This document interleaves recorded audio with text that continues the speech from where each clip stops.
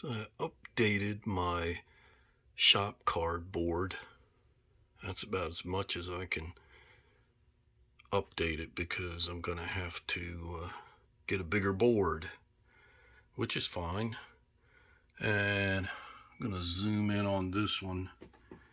Jack in the Box Models. That's not really his shop card. That's a drawing I did for him for his channel banner or, video banner, whatever, how he wanted to use it. He hasn't made a video in quite a while, and I talked to him by email probably a month ago, I guess, and he said he's gonna try and get back. I hope he does. I really enjoyed his channel, really enjoyed his talented model building. So, Jack in the Box, come on back. And here are all of my Hot Wheels, Matchbox, and Johnny Lightnings that I picked up probably February and March. So we'll take a look at those. Let me get the camera on the tripod.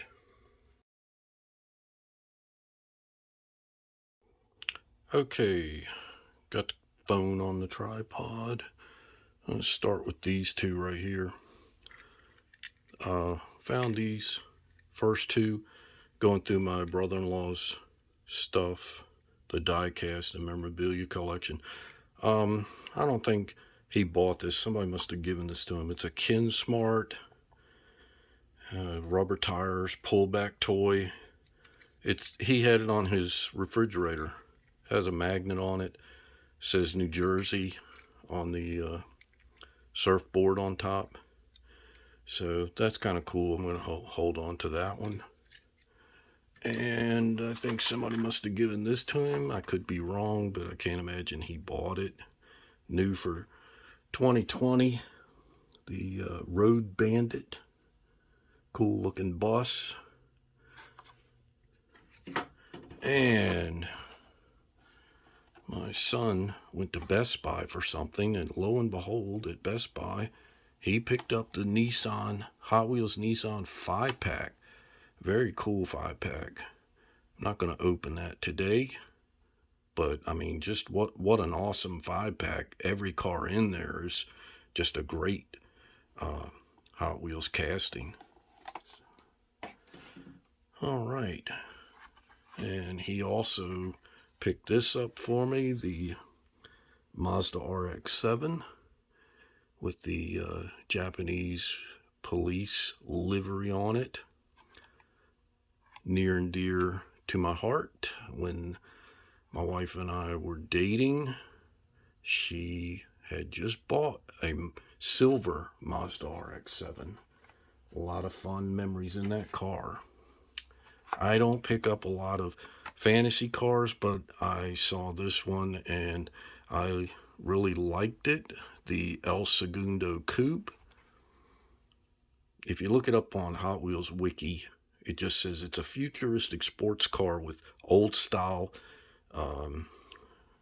fashion or styling, ever how you want to put it. I like it. I love the color scheme.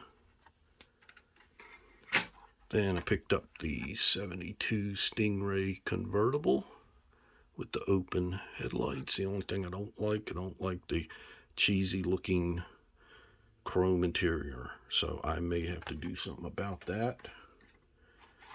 Picked this one up just the other day, the Alfa Romeo. Really like the looks of that. The front end is great. They unfortunately didn't detail the rear end because of the graphics on the sides, but I like that. And then my son also picked this one up from the Hot Wheels Hot Wagons, the Audi R8 station wagon. Very nice front and rear detailing. And then I picked this one up, and I actually found it for my son because this is his dream car, the Nissan Skyline. He would give anything to have one of these in real life.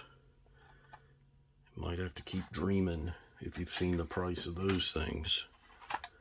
And he found this one, the Pontiac Aztec, new for 2024, made up like a rally car. And there is kind of a cult following for these now. And we actually owned one of these. My wife bought it because she thought it looked like a little garbage truck. That's what she said. And we had it for several years. The only problem we had was we had to replace the front wheel hub assemblies, left and right, twice on this vehicle. And I think the problem was the engineers who designed this they skimped on the front end as far as the suspension was concerned, and it wore the wheel hub assemblies out. So had to do that twice in less than 100,000 miles. And then I got the custom 68 Camaro. I really like how that's done up in a like touring series car. Pretty nice. I like that one. And let's see what we got. Matchbox cars. I don't buy Jeeps.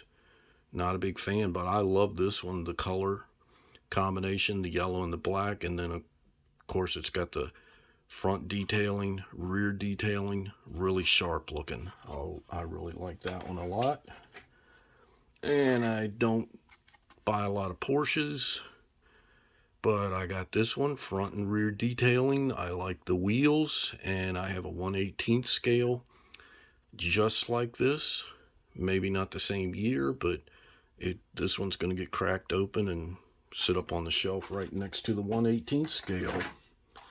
And this one brings up a question. Martin Dare's Dinky Restorations. Why do you call it a saloon? Now, I Googled it, and evidently saloon comes from the French word salon.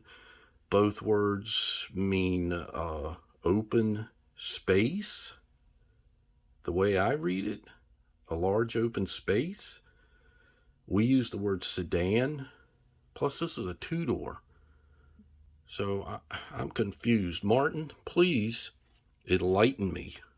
Why is this Morse Minor called a saloon? I think of John Wayne, old westerns, cowboys in a bar. All right, then I love this. This is the Dodge Charger. I love a clean white car in real life. Look at the detailing. Even got the license plate, front detailing. This is just the best as far as I'm concerned. A white car with black rims. That is my favorite in real life. Then a story behind this one. I had to pick this one up, the 86 Volvo. I already have one, but I picked up another one. Front and rear detailing, of course. But the story is, when my wife and I first got married, she worked with a lady, and I became friends with her husband, and that lady actually ended up hiring me for a job. They were like 15 years older than us, but they kind of took us under their wings, and they were mentors to us, very dear to us. And I remember right after we got married, a couple years after we got married, we took them to the car dealership, drove them to the car dealership, and they took us out to dinner for giving them a ride, and they bought a silver 86 Volvo.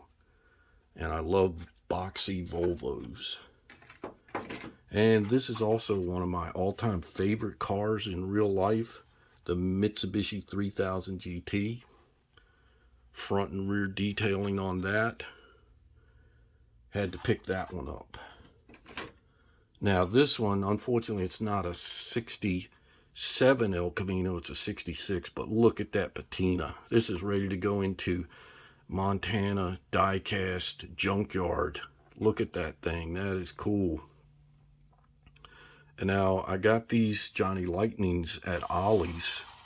Some of the guys on the board here, I don't know if they were the ones or some other model guys, said that they found model kits pretty inexpensive at Ollie's. So I went to my Ollie's and looked, and they had some, but nothing I was really interested in. But then I turned the corner and I found this complete rack of these, and I'm going to go back and get some more, because these were all, no matter which ones, they even had those zingers there.